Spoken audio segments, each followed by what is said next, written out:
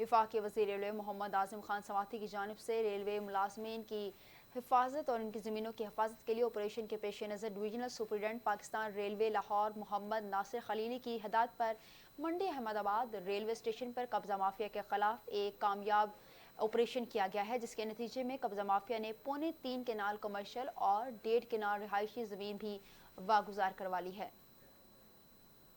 آپ کو اپڈیٹ کر رہے ہیں اہم خبر کے حوالے سے۔ وفاقی وزیر ریلوے محمد اعظم خان سماتی کی جانب سے ریلوے ملازمین کی زمینوں کے حوالے سے ایک اہم آپریشن کیا گیا ہے، اور اس آپریشن میں 3 کنال کمرشل اور 1.5 کنال رہائشی زمین بھی واگزار کروا لی گئی ہے۔ واگزار کروائی گئی زمین کی مالیت 3 کروڑ 35 لاکھ روپے ہے۔